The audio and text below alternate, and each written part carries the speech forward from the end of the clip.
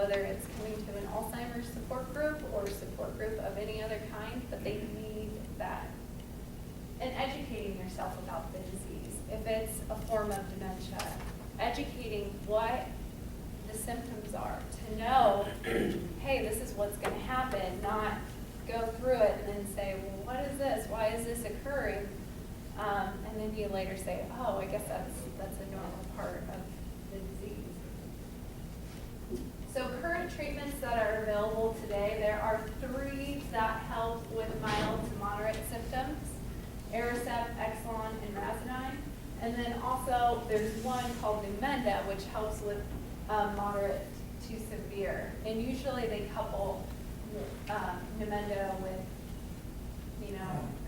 Aricept is probably the most common one, but they'll usually use both once that person gets to later in the disease. Now, family members ask me, I'm not a medical physician, so I can't advise it, but they ask the question, why keep them on this medicine if it doesn't help slow the disease? It just helps with the symptoms that occur. And one of the things that I tell them is the medications help with, these symptoms, and it helps keep them not plateaued, but at their best capability.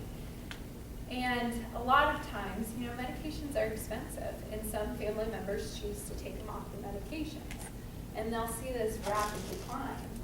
So then they want to put them back on it. Well, unfortunately, once you take them off those medications, a physician generally won't allow you to put them back on because they've already declined, and it won't bump them up to where they were. So usually the medications, they're taking the medications until, I would say, hospice is generally normal, and then you have to start looking at their quality of life. How do you want to maintain that? I'm going to skip through this video because we're getting close. But clinical research studies, there's 4 clinical research studies that are going on right now, and 2 of them are going on at the Mayo Clinic, keep on calling it Mayo Clinic, the Nebraska Medicine Center. And 2 of them, one of them is the A4 trial.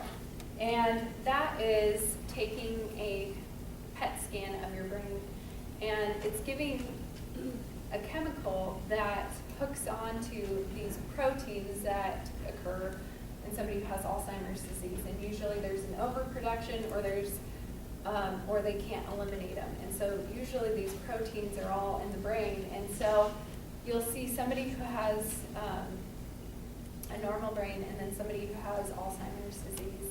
And the Alzheimer's disease will light up like a Christmas tree. And what we now know is we can detect 10 to about 15 years before they start showing those symptoms if they're going to develop Alzheimer's disease. And so 10 to 15 years prior to them developing any symptoms, we can start to see these plaques and tangles. It's what it's called in the brain.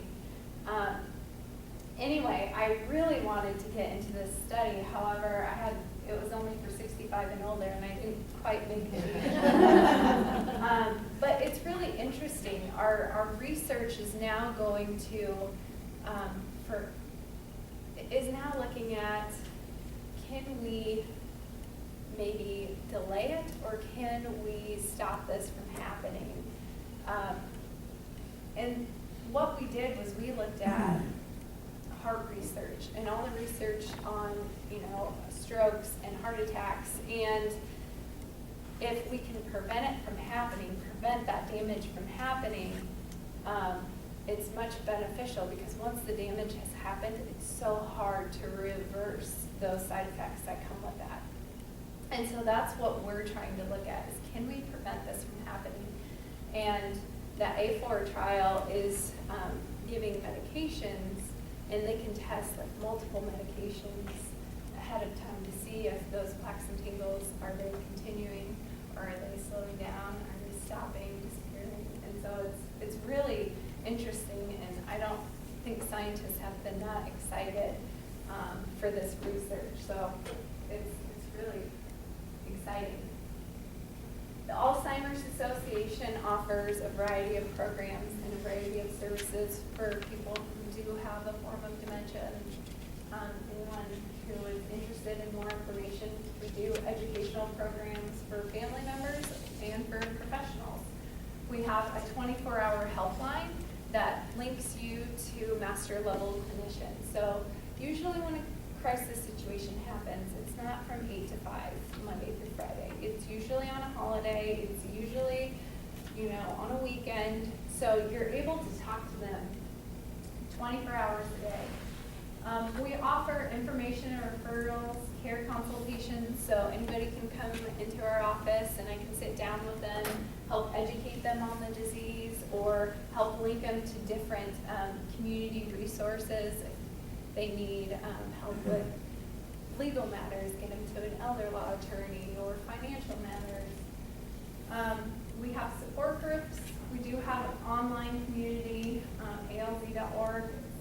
A very good website. I'm a little biased, but it's so good. And safety services as well.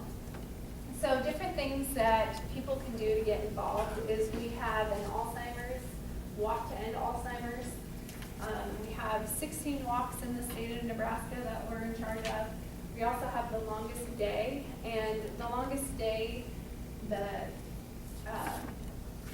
saying for that, it's on June 21st, which is the longest day. But for caregivers, every day is a long day for them. And so it kind of has a dual meaning.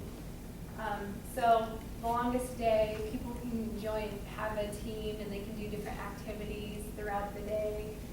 It's really quite a fun one. I'm going to skip this because I'm close on time. But contact us. If it's a loved one that you're worried about, a coworker that you're worried about, we're here to talk. We're here to get you the right information. Again, like I said, we have the 24-hour helpline number up there. Our website is award-winning. So, yeah, what kind of questions do you have for me? Do they say that vitamins and different things like that help